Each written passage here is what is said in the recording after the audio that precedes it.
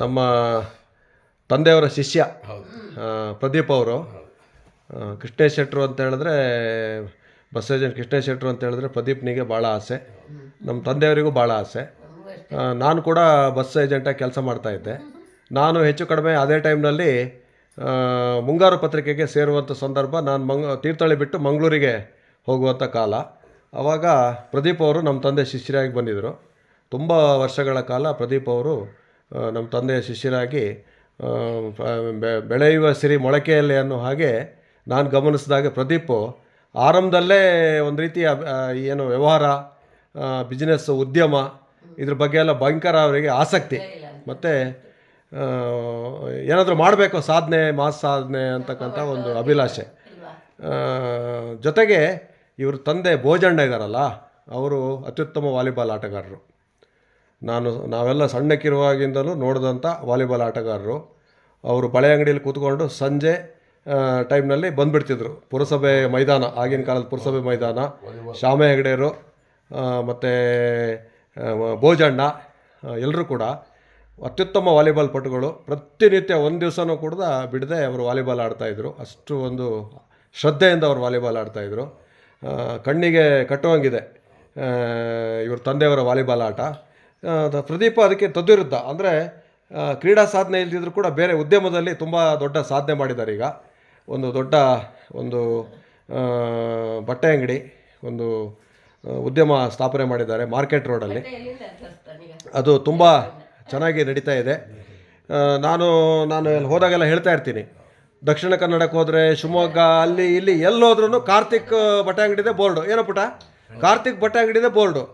ಇದು ಎಂಥದಪ್ಪ ಇದು, ಈ ನಮೂನಿ ಬೋರ್ಡಿಂಗ್ಸ್ ಎಲ್ಲ ಹಾಕ್ಸಿದಾನಲ್ಲ, ಇದಕ್ಕೇನು ಸ್ವಲ್ಪ ದುಡ್ಡು ಖರ್ಚಾಗಿದೆ ಇದು ಅಂತ. ನನ್ನ ಅಂದಾಜು ನನ್ನ ಕಣ್ಣಿಗೆ ಒಂದು 500-600 ಬಿದ್ದಿದ್ದಾವೆ ಇದು ಬೋರ್ಡ್ಗಳು. ಮತ್ತು ತುಂಬ ಚೆನ್ನಾಗಿ ನಡೀತಾ ಇದೆ. ಈಗ ತೀರ್ಥಹಳ್ಳಿ ಬಹುಶಃ ಮಲೆನಾಡು ಭಾಗದಲ್ಲಿ ನಂಬರ್ 1 ಬಟ್ಟೆ ಅಂಗಡಿ ನಮ್ಮ ಪ್ರದೀಪ್ ಅವರ ಕಾರ್ತಿಕ್ ಮತ್ತು ಅವರ ಪುತ್ರ ಕಾರ್ತಿಕ್. ಎಸ್ ಅವ್ರ ಮಗನ ಹೆಸರಲ್ಲೇ ಅದು ಇಟ್ಟಿದ್ದಾರೆ. ಅದು ನಿಜಕ್ಕೂ ಸಾಹಸ ಅದು. ಯಾಕಂದರೆ ಬಹುಶಃ ದೊಡ್ಡ ಕಟ್ಟಡ ಕೂಡ ಹೌದು ತೀರ್ಥಹಳ್ಳಿದು, ಭಾಳ ದೊಡ್ಡ ಕಟ್ಟಡ ಕೂಡ ಹೌದು. ಅಲ್ಲಿ ಹೋಗಿ ನಿಂತ್ಕೊಂಡ್ರೆ ಎಲ್ಲ ತೀರ್ಥಹಳ್ಳಿ ಎಲ್ಲ ಕಾಣುತ್ತೆ. ತೀರ್ಥಹಳ್ಳಿ ಗ್ರಾಮೀಣಾಭಿವೃದ್ಧಿ ಸೌಧ ಒಂದು ಕಟ್ಟಡ, ಮತ್ತು ನಿಮ್ಮ ಕಟ್ಟಡ, 2 ಕಟ್ಟಡ ದೊಡ್ಡದು ತೀರ್ಥಹಳ್ಳಿಗೆ. ಎಲ್ಲ ಇಡೀ ತೀರ್ಥಹಳ್ಳಿ ಎಲ್ಲ ಕಾಣುತ್ತೆ. ಸಿದ್ದೇಶ್ವರ ಗುಡ್ಡ, ಕೋಳಿಕಾಲ್ ಗುಡ್ಡ, ಆ ಕಡೆ ಆನಂದಗಿರಿ ಗುಡ್ಡ, ಕುರುವಳ್ಳಿ ಬಂಡೆ ಎಲ್ಲ ಕಾಣ್ತದೆ. ಆ ಥರದಲ್ಲಿ ಕಟ್ಟಿದ್ದಾರೆ. ವ್ಯವಹಾರ ಕೂಡ ಚೆನ್ನಾಗಿ ನಡೀತಾ ಇದೆ. ಒಂದು ನಿಮಿಷ ಹಾಗೆ ನಮ್ಮ ಅಮ್ಮ ಅವ್ರ ಖುಷಿಯಲ್ಲಿ ಏನೋ ಹೇಳ್ತಾ ಇದ್ದಾರೆ. ಅವರಿಗೂ ಪ್ರದೀಪ್ ಅಂದರೆ ಭಾಳ ಆಸೆ. ಏನಂದರೆ ಇವರು ಪ್ರದೀಪ್ ಅವರಿದ್ದಾರಲ್ಲ, ಪ್ರದೀಪ್ ಅವರಿಗೆ ಬಿಸ್ನೆಸ್ ಆಸಕ್ತಿ ತುಂಬ. ನಾನು ಮೊದಲಿನಿಂದಲೂ ಅವ್ರ ಹತ್ರ ಕಂಡಿದ್ದೀನಿ. ಈ ಸ್ಕೂಲ್ ಮಕ್ಕಳಿಗೆ ಬಟ್ಟೆ ಹೊಲಿದು ಕೊಡುವಂಥದ್ದು, ಯೂನಿಫಾರ್ಮ್ಸ್ ಹೊಲಿದು ಕೊಡುವಂಥದ್ದು, ಈ ಥರದ್ದು ಬೇರೆ ಬೇರೆ. ಮತ್ತು ತೀರ್ಥಹಳ್ಳಿಗೆ ಪ್ರದೀಪ್ ಒಂದು ವಿಶೇಷ ಅಂತ ಹೇಳಿದ್ರೆ, ತೀರ್ಥಹಳ್ಳಿಗೆ ಎಲ್ಲ ಪತ್ರಿಕೆಗಳನ್ನು ತರಿಸ್ತಾ ಇದ್ದ. ಕರ್ನಾಟಕದಲ್ಲಿ ಎಷ್ಟು ಪತ್ರಿಕೆಗಳಿದೆ, ಪೂರ ಏಜೆನ್ಸಿ ಪ್ರದೀಪ್ ಅವ್ರದ್ದೇ. ಏನಾದರೂ ಪತ್ರಿಕೆ ಯಾವುದಾದ್ರೂ ಬೇಕು ಅಂತ ಆದರೆ ಇವರು ಪ್ರದೀಪ್ ಹತ್ರ ಹೋದರೆ ಆಯಿತು. ಅಲ್ಲಿ ಒಂದು ಬಟ್ಟೆ ಅಂಗಡಿ ಇತ್ತು ಇವ್ರದ್ದು, ಮೊದಲು ಸಣ್ಣಕ್ಕೊಂದು ಬಟ್ಟೆ ಅಂಗಡಿ ಇತ್ತು ಮಾರ್ಕೆಟ್ ರೋಡಲ್ಲಿ. ಅಲ್ಲಿ ಹೋದರೆ ಯಾವುದೇ ಪತ್ರಿಕೆ ಪ್ರದೀಪ್ರ ಹತ್ರ ಸಿಗ್ತಾ ಇತ್ತು. ಈಗಲೂ ಕೂಡ ಉಂಟಾ ಪತ್ರಿಕೆ? ಈಗಲೂ ಪತ್ರಿಕಾ ಏಜೆನ್ಸಿ ಮಾಡ್ತಾರೆ. KSRTC ಏಜೆನ್ಸಿ ಮಾಡಿದರು. ಬಹುಶಃ ಪ್ರದೀಪಂದು ಎಲ್ಲ ಜಾತಕ ನನ್ನ ಹತ್ರ ಇದೆ. ಈಗ ಪ್ರದೀಪ ನಂದೊಂದು ಇನ್ಸಿಡೆಂಟ್ ಹೇಳ್ತಾನೆ. ನಾನು ಬಸ್ ಸ್ಟ್ಯಾಂಡಲ್ಲಿರುವಾಗ ಸಾರ್ವಜನಿಕ ಗಣಪತಿ ನಡೆಸ್ತಾ ಇದ್ರು ಭಾಳ ವರ್ಷಗಳಿಂದ. ರಾಜ್ಕುಮಾರ್ ಮಂಜುನಾಥ್ ಅವರು ಅದರ ಅಧ್ಯಕ್ಷರಾಗಿದ್ದರು. ಬಂಕ್ ನಾಗರಾಜ, ಆಮೇಲೆ ನಮ್ಮ ಬಿ ನಾಗರಾಜ್ ಅವರು ಕಸ್ಟಮ್ ಸೂಪರ್ಡೆಂಟ್ ಆಗಿ ಇದಾಗಿದ್ದರು. ಸಂಜೀವಣ್ಣ ಅಂತ ಇದ್ರು ಭಕ್ತರು. ಸಂಜೀವಣ್ಣ ಬಸ್ ಸ್ಟ್ಯಾಂಡ್ ಬಂಕಲ್ಲಿ ಸಂಜೀವಣ್ಣ ಇದ್ರಲ್ಲ, ಅವರೆಲ್ಲ ಕಮಿಟಿಲಿದ್ದರು. ಮೋಹನ್, ನಾನು ಇದ್ದೆ ಕಮಿಟಿಲಿ. ಒಂದ್ಸಲ ಏನಾಯಿತು ಅಂತ ಹೇಳಿದ್ರೆ, ಇದು ಸುಮಾರು 80-81 ಸಂದರ್ಭ. ದಾವಣಗೆರೆಯಿಂದ ಒಂದು ಆರ್ಕೆಸ್ಟ್ರಾ ಬುಕ್ ಮಾಡಿದ್ವಿ ನಾವು. ಅವಾಗ ವಾಟ್ಸಪ್ಪು, ಬೇರೆ ಬೇರೆ ಮನೋರಂಜನೆ ಯಾವುದು ಇರಲಿಲ್ಲ. Cinema, orchestra.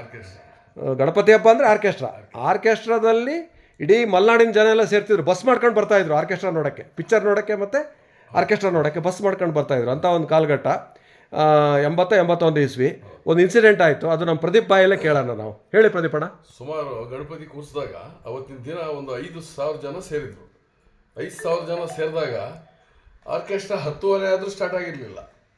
ಆ ಸಂದರ್ಭದಲ್ಲಿ ಎಲ್ಲರೂ ಈ ರಾತ್ರಿ ಹೊತ್ತು ಸ್ವಲ್ಪ ಡ್ರಿಂಕ್ಸ್ ಮಾಡಿದವರು ಗಲಾಟೆ ಅದು ಇದು ಗಲಾಟೆ ಅಂದರೆ ಖುಷಿಗೆ ಇನ್ನೂ ಬರಲಿಲ್ಲ ಅಂತ ಗಲಾಟೆ ಮಾಡೋ ಸಂದರ್ಭದಲ್ಲಿ ರಮೇಶ್ ಶೆಟ್ಟರು ಅವಾಗ ಇನ್ನೂ ಹೆಂಗ್ ಆ ಸಂದರ್ಭದಲ್ಲಿ ಅವರೇ ಸ್ಟೇಜ್ ಮೇಲೆ ಹೋಗಿ ಅಷ್ಟು ಜನದ ಎದುರುಗಡೆ ಮೈಕ್ ತಗೊಂಡು ಈಗ ಶಿವಮೊಗ್ಗ ಬಿಟ್ಟಿದ್ದಾರೆ, ಸ್ವಲ್ಪ ಹೊತ್ತಿಗೆ ಬರ್ತಾರೆ, ಎಲ್ಲ ತಾಳ್ಮೆಯಿಂದ ಇರಿ ಅಂತ ಹೇಳಿ ಫಸ್ಟ್ ಅವರು ಒಂದು ಮೈಕ್ ನಾನು 2 ಹಾಡು ಹೇಳಿದ್ದೆ.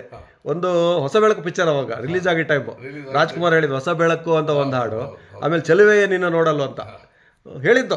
ಒಂದು ಧೈರ್ಯದಲ್ಲಿ ಯಾವುದೋ ಒಂದು ಇದ್ರಲ್ಲಿ ಅಂದಾಜಲ್ಲಿ ಒಂದು ಧೈರ್ಯದಲ್ಲಿ ಆ ಜನರಿಗೆ ಸಮಾಧಾನ ಮಾಡೋಕ್ಕೋಸ್ಕರ ರಮೇಶ್ ಶೆಟ್ಟರು ಒಂದು ಒಳ್ಳೆ ಅಂದ್ರೆ ಹಾಡಿನ ಸ್ವಲ್ಪ ಎಲ್ಲ ಇದಿತ್ತು, ಆಸೆ ಇದಿತ್ತು, ನಮಗೆ ಒಲವಿತ್ತು ಹಾಡಿನಗಳ ಬಗ್ಗೆ. ಅವಾಗ ಜನರೆಲ್ಲ ಸ್ವಲ್ಪ ತಾಳ್ಮೆಯಿಂದ ಇದ್ರು. ಆಮೇಲೆ ಅಷ್ಟೊತ್ತಿಗೆ ನಮ್ಮ ಕುರುವಳ್ಳಿ ಇವರು ಸಂಘದವರೆಲ್ಲ ಸ್ವಲ್ಪ ತಬಲಾ ಅದು ಇದೆಲ್ಲ ತಗೊಂಡ್ಬಂದು ಅಂತೂ ಸುಮಾರು ಒಂದು 2 ಗಂಟೆ ಕಾರ್ಯಕ್ರಮ ಲೋಕಲ್ ಅವರೇ ಎಲ್ಲ ಸೇರ್ ಮಾಡಿದ್ರು.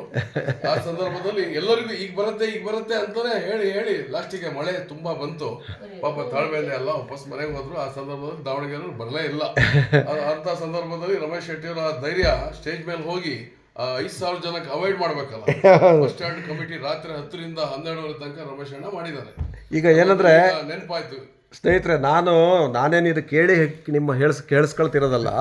ಪ್ರದೀಪ್ ಅವರೇ ಸ್ವಇಚ್ಛೆಯಿಂದ ಅವ್ರಿಗೆ ನೆನಪಾಗಿ ಈಗ ಈ ವಿಷಯ ಹೇಳಿದ್ದು. ಅದಕ್ಕೆ ನಾನು ರೆಕಾರ್ಡ್ ಇರಲಿ ಅಂತ ನಾನು ರೆಕಾರ್ಡ್ ಮಾಡ್ಕೊಂಡೆ. ಹೌದು ಎನಿಹೌ ತುಂಬ ಖುಷಿ ಆಯಿತು. ಅವ್ರ ಮಗ ಕಾರ್ತಿಕನ ಮದುವೆ ಆಹ್ವಾನ ಪತ್ರಿಕೆ ಕೊಡೋಕೆ ಬಂದಿದ್ದಾರೆ. ಕಾರ್ತಿಕ ಇಲ್ಲ ನಮ್ಮ ಜೊತೆ ಇದ್ದಾನೆ.